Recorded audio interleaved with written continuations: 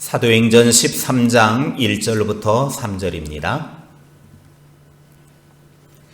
사도행전 13장 1절부터 3절 말씀. 함께 하나님의 말씀 읽겠습니다. 안디옥 교회에 선지자들과 교사들이 있으니 곧 바나바와 니게르라 하는 시므온과 구레네 사람 루기오와 분봉왕 헤롯의 젖동생 마나엔과 및 사울이라. 주를 섬겨 금식할 때에 성령이 이르시되 내가 불러 시키는 일을 위하여 바나바와 사울을 따로 세우라 하시니 이에 금식하며 기도하고 두 사람에게 안수하여 보내니라. 아멘. 주는 나의 피난처라고 하는 책을 쓴 코리 텐 붐 여사가 있습니다. 그녀는 2차 세계대전 때 유태인들을 도와주고 숨겨준 일을 했다고 해서 독일 사람들이 수용소에 그의 가족을 다 가두었습니다. 그래서 수용소에 가두어두고 온갖 고문을 하고 또 생체 실험도 하고 그렇게 해가지고 감옥에서 가족이 다 죽습니다. 그리고 마지막까지 그의 언니가 함께 살고 있다가 그 감옥에서 한 간수가 얼마나 지독하게 고문을 하고 박해를 하든지 결국 그 고문과 박해를 이겨내지 못하고 언니마저도 이제 떠나가고 여인은 홀로 남게 되었습니다. 그렇게 감옥에서 비참하게 삶을 살아가다가 이제 2차 대전이 끝나고 독일이 패전을 하면서 그 수용소에서 이제 다 감옥에서 빠져나옵니다. 그러고 난 다음에 감옥 생활을 하면서 그녀가 경험했던 하나님의 은혜, 그 비참한 감옥 속에서 만났던 하나님, 독일 곳곳을 돌아다니면서 복음을 전하고 감옥에서 만난 하나님을 전해 주었습니다. 그러던 어느 날 하나님께서 이 코리 텐 붐 여사에게 어느 독일 한 시골 마을에 가서 사랑하라고 하는 메시지를 전하라고 명령을 합니다. 그래서 코리 텐 붐 여사는 하나님이 명령을 하셨기 때문에 시골 저 촌에 있는 그곳에 교회에 가가지고 거기에서 하나님의 사랑에 대해서 선포를 합니다. 그리고 자기가 하나님의 사랑을 받은 것에 대해서 이제 한참 이야기를 하고 이제 은혜 가운데 마무리가 되면서 많은 사람들이 치유와 회복이 일어났습니다. 그리고 이제 마치고 난 다음에 뒤에 가서 사람들에게 악수를 하고 인사를 하고 있는데 그만 이 여인의 심장이 벌컹벌컹 막 뛰기 시작하더니 얼굴이 울그락불그락해지기 시작하고 막 감정이 요동치기 시작했습니다. 방금 전까지만 해도 하나님의 사랑에 대해서 그리고 서로 사랑해야 된다라고 그렇게 전쟁 후에 사랑을 선포하고 사랑으로 사람들의 마음을 치유해 주었던 그 여인이 갑자기 막 감정이 요동치기 시작하는데 이유는 몇 년 전에 감옥에 있을 때 언니를 고문하고 박해해서 죽인 그 간수가 예배를 참여했고 예배 마치고 자기에게 저벅저벅 걸어 나오는 것이었기 때문이었습니다. 그 간수, 언니를 괴롭히고 박해하다가 죽인 그 간수를 보는 순간 방금 전까지만 해도 사랑을 이야기했던 그의 마음에 사랑은 온데간데 없이 분노가 치밀기 시작했습니다. 온몸이 부들부들 떨리기 시작했습니다. 그때 하나님이 코리 텐 붐 여사에게 말씀합니다. 사랑하는 딸아, 저 사람을 사랑해라. 그때 코리텐붐 여사가 말합니다. 하나님, 저는 다른 사람은 다 사랑할 수 있어도 저 사람만큼은 절대로 사랑할 수 없습니다. 우리 가족을 다 죽인 사람이고 마지막에 언니까지도 그렇게 박해를 하다가 그 박해를 못 이겨서 언니가 그렇게 죽어갔습니다. 도저히 저 사람만큼은 용서할 수 없습니다. 그때 하나님이 코리텐붐 여사에게 다시금 말합니다.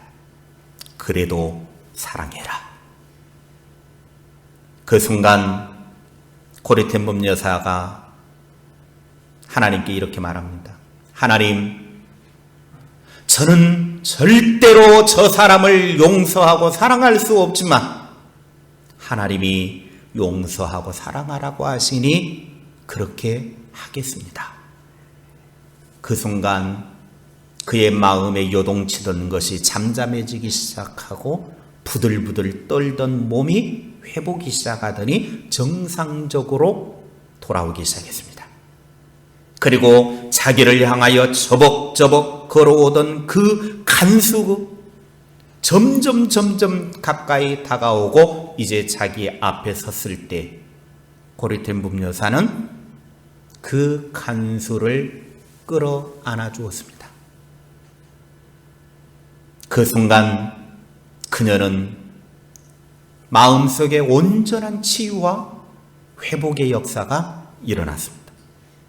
지금까지는 다른 사람에 대해서 용서해야 된다, 사랑해야 된다라고 말했지만 정말 원수와 같은 가족을 죽이고 핍박하고 모진 고난을 가하다가 그렇게 가족을 죽인 그 간수를 만났을 때는 정작 자기가 용서하지 못했는데 이제 하나님의 말씀에 순종해서 용서하고 사랑했더니 진정한 용서와 사랑이 이루어지더라는 것입니다.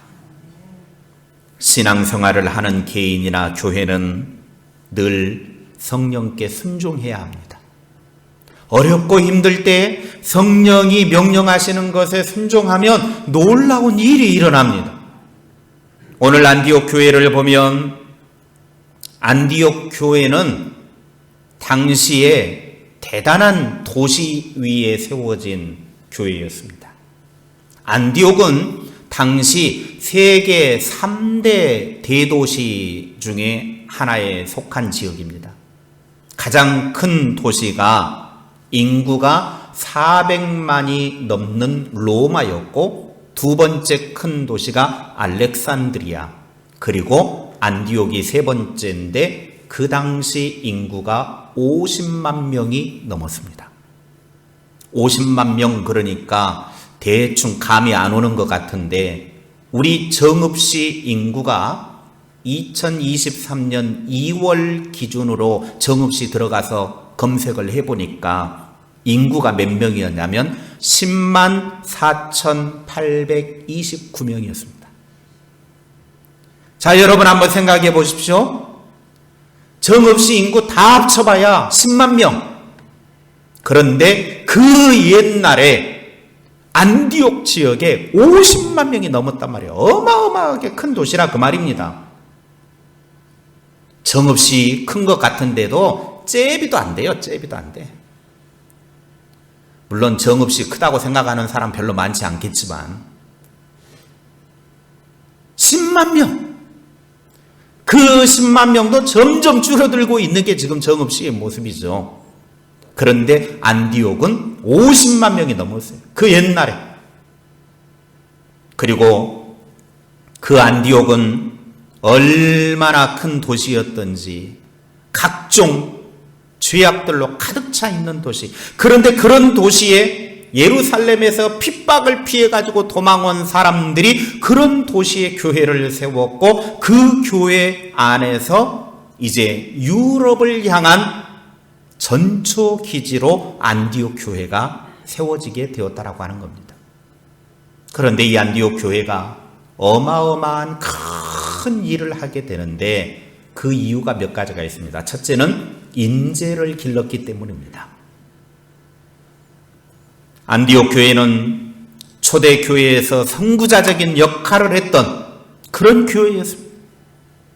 환난 속에서 자기 신앙을 지키기 힘들어할 때 이들은 선교를 시작을 했고 많은 인재를 길러냈고 전도자들과 목회자들을 힘써서 도왔고 기도로 돕고 물질로 돕고 사람을 보내서 도운 교회, 그 교회가 바로 안디옥 교회입니다.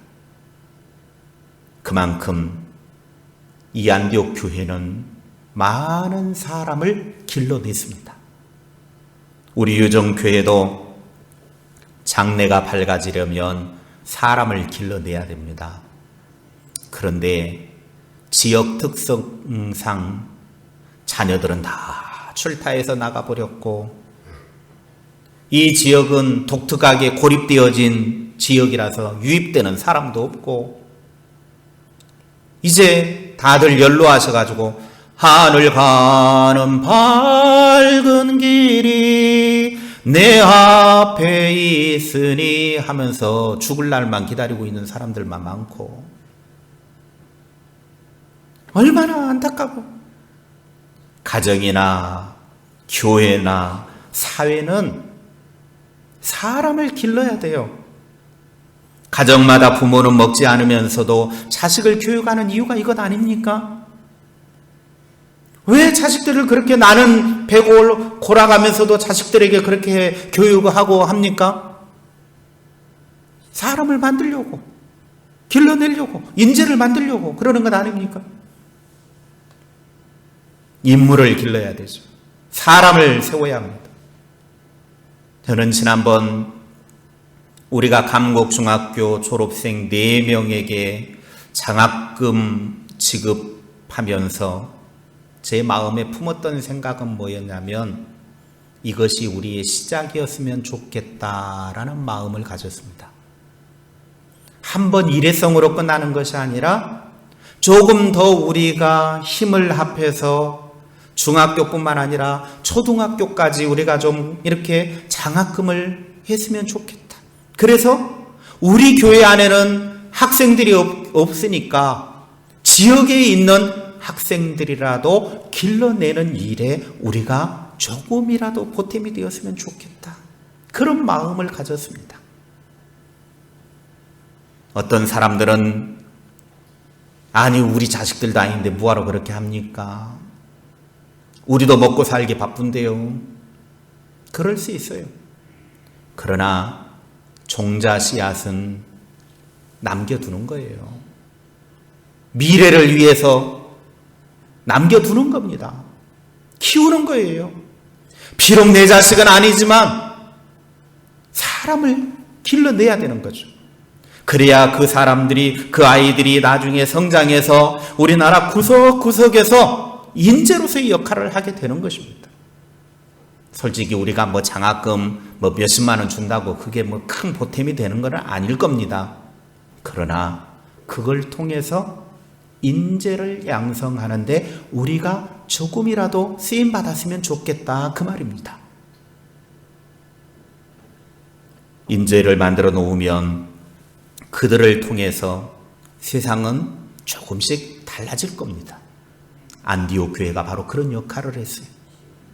자기들도 박해가 있고 도망 오느라고 돈 하나도 없었습니다. 그럼에도 불구하고 그들은 열심히 사람을 키웠어요. 없는 중에도 누가 어렵다 그러면 돈 내가지고 도와주었어요. 또 사람을 보내요. 인재를 길러내는 교회였다 그 말입니다. 그러니까 안디옥 교회가 멋지게 쓰임받는 그런 교회로 세워질 수 있었습니다. 자꾸 교회는요 나만 하고 끌어안으면 발전이 없습니다. 그러면 자꾸 우리는 눈을 들어서 밖을 내다봐야 돼요. 우리끼리만 먹고 마시고 즐거워하면 그게 뭐가 중요합니까? 밖에는 아직도 하나님을 모르는 수많은 사람들이 있는데 그들을 향하여 우리가 나가야죠. 그들에게 우리가 예수의 사랑을 전해 주어야죠. 물론 직접적으로 예수 믿으십시오라고 전할 수도 있지만 간접적으로 우회적으로 이러한 방법들을 통해서 그들에게 복음을 전하는 기회로 만들어서 그들을 하나님의 사람 되게 하는 것, 그게 필요하다라고 하는 것입니다. 둘째, 안디옥 교회는 좋은 일꾼들이 있었습니다. 바나바는 안디옥 교회의 지도자였습니다. 그것도 바나바는 최고의 지도자였는데 바울의 대선배로서 아주 덕망이 있는 사람이었습니다.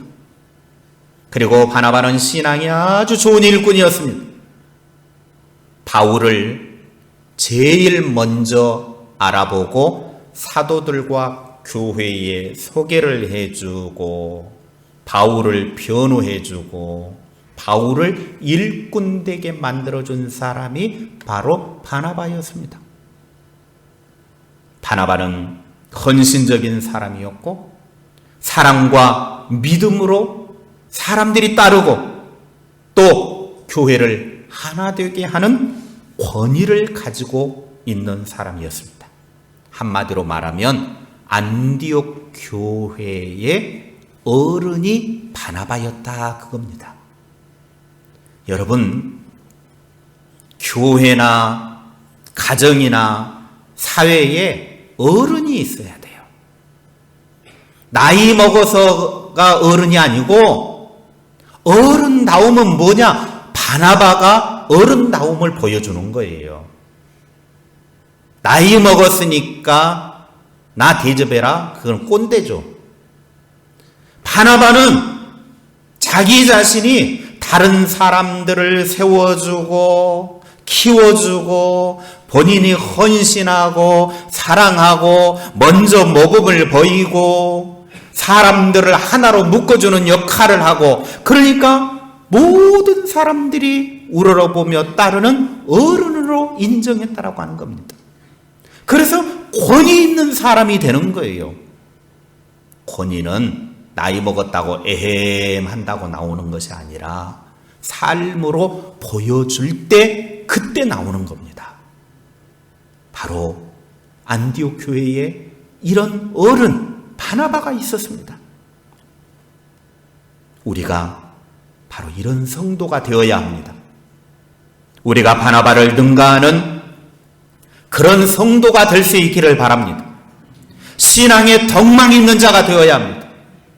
그래서 나를 통해서 우리 모두가 화합이 되고 나를 통해서 모두를 세워주는 그런 역할을 감당하는 우리의 삶이 될 수 있기를 바랍니다.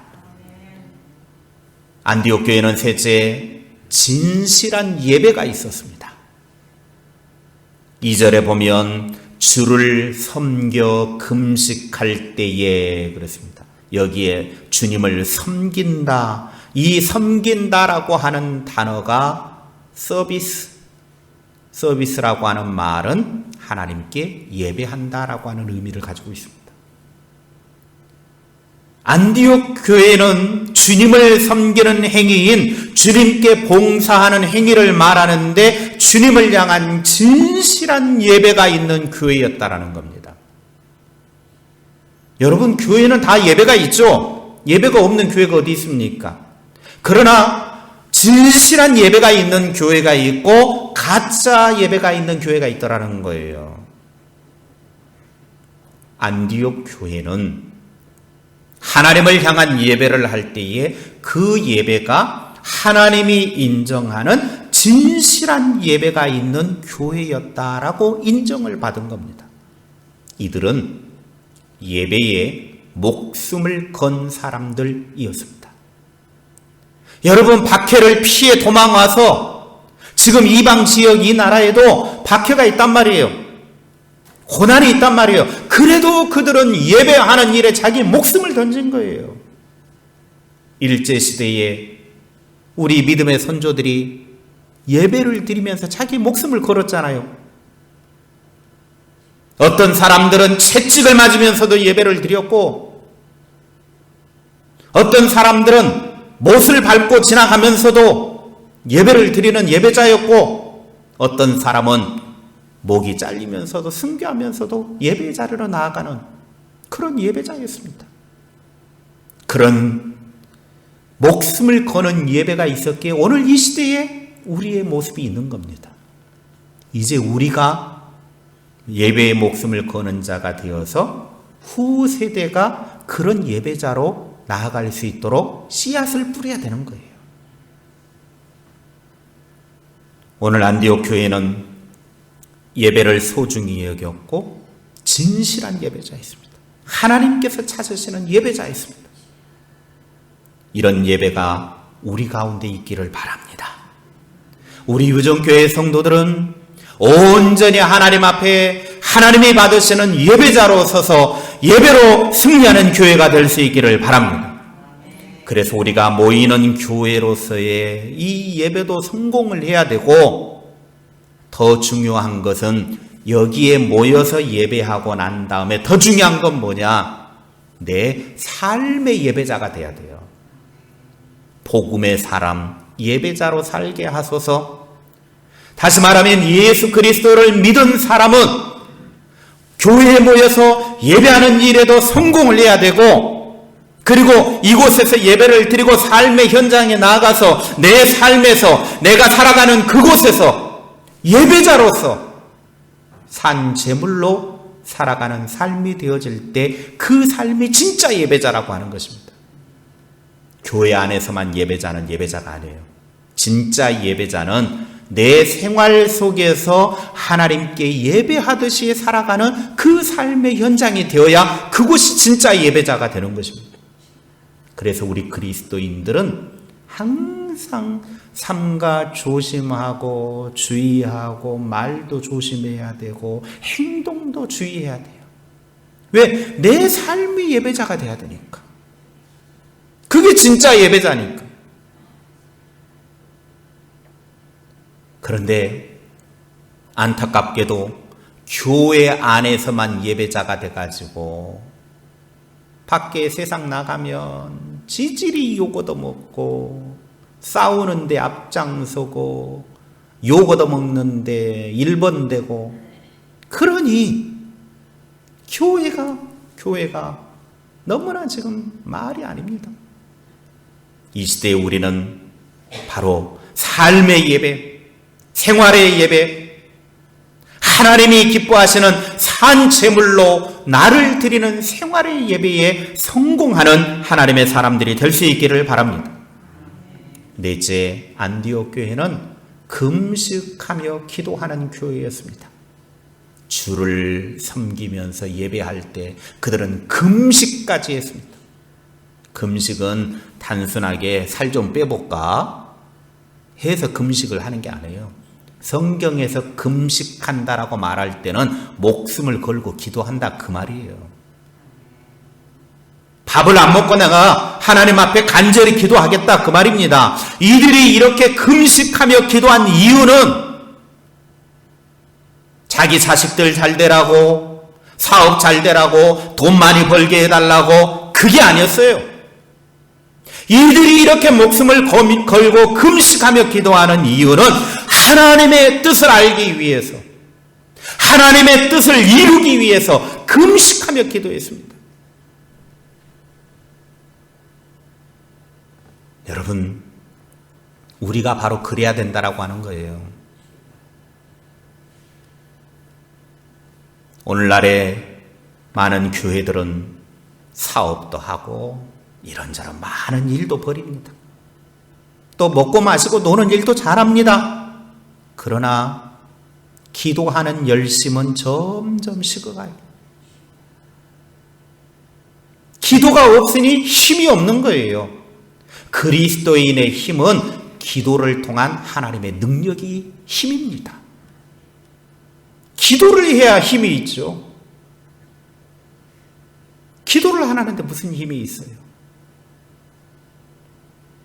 교회의 힘은 어디에 있느냐? 기도에 있습니다. 한번 따라합시다. 교회의 힘은 기도다. 그래요. 교회가 힘 있는 교회다 그럴 때 어떤 교회를 가리켜서 힘 있는 교회다 그러느냐? 기도하는 교회. 기도하는 교회. 그게 힘 있는 교회예요. 사람도 성도도 누가 힘 있는 성도냐? 기도하는 성도가 힘 있는 성도지 목소리 큰 사람이 힘 있는 성도 아니에요. 돈 많은 사람이 힘 있는 성도 아니에요. 기도하는 성도가 힘 있는 성도예요.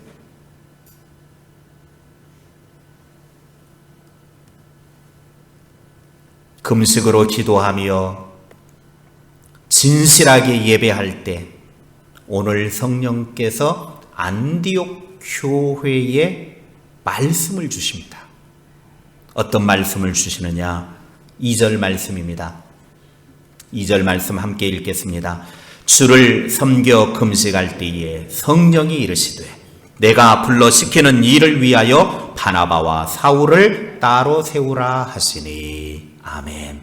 여기에 성령이 이르시되 이 말의 의미는 성령님께서 안디옥에게 명령하셨다, 그 말이에요. 그럼 성령께서 안디옥 교회에 무엇을 명령하셨느냐? 장차 사도 바울을 통해서 이방인 선교가 본격적으로 진행이 될 때 이방인 선교의 중심이 되는 안디옥 교회가 사도 바울과 바나바를 이방인 선교를 위해서 선교사로 파송하라, 그 명령이 떨어진 거예요. 성령은 너무나 구체적이고 분명하게 말씀을 주셨어요. 안디옥 교회는 성령의 실제적인 인도하심을 받는 교회였다, 그 말입니다. 안디옥 교회가 회의를 해가지고 어떤 일을 결정하는 교회가 아니었다, 그 말이에요. 안디옥 교회는 성령님께서 구체적으로 가르쳐 주시고 지시하시면 그 성령의 명령에 순종하는 교회였다, 그 말입니다. 성령께서 말씀하시고 성령께서 순종하는 교회. 제가 부목사로 있을 때 어떤 교회를 보면요, 얼마나 회의가 많은지, 회의를 할 때마다 인간적인 방법들, 인간의 말들, 그래서 그냥 회의를 하면 항상 시끌시끌, 안 좋은 부정적인 말들, 감정적인 소리들, 지긋지긋하게 그렇게. 목회자들도 모이면은, 부목사들 모이면은 그냥 회의. 아침에도 회의, 저녁에 퇴근할 때도 회의. 어디 관공서 회의하는 것도 아니고. 모였다 하면 회의. 그러니까 성장도 없고 부흥도 없고 하나님의 뜻도 몰라요. 진짜 교회는 어떤 교회가 진짜 교회냐? 성령이 말씀하시면 그 성령께 순종하는 거예요. 여러분, 성령께서 명령을 하시니까 3절에 보면 예, 아멘! 바나바와 사울에게 안수를 해가지고 선교사로 파송을 해버려요. 우리가 생각할 때는 아니 뭐 바나바와 사울 선교사로 파송하는 게 뭐 그게 큰일이냐, 그렇게 쉽게 생각할 수 있을지 모르겠지만 그 당시에 바나바는 교회의 이 시대의 표현으로, 직분으로 표현을 하면 바나바는 안디옥 교회의 담임 목사였고, 그리고 바울은 곁에 돕는 부목사 역할을 하고 있는 사람이었어요. 수석 부목사였어요. 그런데 그런 영향력을 미치고 있는 담임 목사와 부목사를 선교사로 내보내버리라. 이 일을 함에 있어서 인간의 생각으로 결정한 게 아니라 성령이 명령하셨고, 교회는 이 말 저 말, 아니 어떻게 우리 바나바 목사님을 내보냅니까? 저기 부목사님, 저기 얼마 안 되신 부목사님 보내면 안 됩니까? 그렇게 말하지 않았어요. 가장 영향력을 미치고 있는 바나바와 바울 세워서 안수해가지고 내보내버려요. 아멘 하고 보내버려요. 여러분, 만약에 안디옥 교회가 재직회나 공동의회를 해가지고 그렇게 했다고 하면 부결이 될 가능성이 많죠. 근데 가능성이 있는 한 가지는 뭐냐면 바나바나 바울이 아주 못된 짓을 많이 하고 교회를 막 목회자로서 어지럽히고 그러면 아유 빨리 내보냅시다. 에이 그럴 수 있지만 지금 바나바와 바울을 선교사로 내보는 데 있어서 인간의 회의를 한 게 아니라 성령이 명령하셨고 교회는 그 말씀대로 아멘하고 순종해서 안수하여 파송을 해버린다라고 하는 사실입니다. 안디옥 교회는 분명하게 결단을 했고 순종했습니다. 이유는 간단합니다. 성령님이 하라고 하시니까 성령의 강력한 지시가 있었기 때문에 그 말씀에 그대로 순종한 겁니다. 안디옥 교회는 성령님이 이렇게 구체적이고 분명히 지시하시고 말씀하셨는데 그럼 왜 우리에게는 그렇지 않을까요? 아니 우리에게도 그렇게 구체적으로 말씀하시면 우리도 할 수 있는데요. 그렇게 말할 수 있잖아요. 그럼 왜 성령께서 구체적으로 우리에게는 그렇게 하시지 않느냐? 성령은 우리에게 그렇게 명령을 하시는데도 불구하고 우리가 순종하지 않기 때문에 그런 거예요. 성령은 우리에게 끊임없이 말씀을 하시는데 우리가 그 성령의 음성을 듣지를 못해요. 깨닫지를 못해요. 그러니까 불순종을 하게 되는 거죠. 결국 책임은 성령님이 우리에게 말씀하지 않는 게 아니라 우리가 그 성령님의 음성을 듣지 못했고 그 성령님께 순종하지 않은 거예요. 문제는 성령이 문제가 아니라 내가 문제라는 거죠. 안디옥 교회는 성령님이 말씀하셨고 성령님의 소리를 들었고 그 성령님께 순종하니까 구체적으로 이런 일들이 이루어지게 된 것입니다. 우리가 성령님께 온전한 믿음과 순종으로 반응하지 않으면 끊임없이 성령님이 말씀해 주셔도 우리는 아멘 할 수가 없는 겁니다. 그러니까 인간적인 방법들만 나오게 되는 거죠. 성령님의 인도를 받는 사람이 복된 사람이고 성령의 인도받는 교회가 복된 교회입니다. 우리 교회가 우리 모든 성도들이 성령님께 인도받고 복된 사람, 복된 교회가 될 수 있기를 주님의 이름으로 축원합니다. 기도하겠습니다. 하나님 아버지, 우리가 성령님께 순종하여 성령님의 역사를 이루는 교회, 주의 뜻을 이루는 교회, 하나님의 영광을 이루어가는 그런 교회로 안디옥 교회에 본받아가게 하옵소서. 안디옥 교회는 성령님께 순종했을 뿐만 아니라 온전하게 예배자로 나아갔습니다. 또한 그 예배를 통해서 하나님의 뜻을 찾았습니다. 오늘 우리가 이 땅에서 부름을 받은 자답게 하나님을 향한 예배자로 성공하게 하여 주시옵소서. 내 삶의 현장에서 예배자가 되게 하여 주시옵소서. 우리 교회에 좋은 일꾼들이 일어나 하나님의 놀라운 일들을 이루어가는 능력 있는 교회, 성령의 충만한 역사가 있는 교회, 하나님의 큰 뜻을 이루는 교회로 온전히 세워지게 하옵소서. 그래서 우리 교회가 성령에 이끌림받고 기도하고 능력받는 교회, 힘있는 교회로 견고히 서갈 수 있도록 은혜 베풀어 주시옵소서. 예수님의 이름으로 기도하옵나이다. 아멘.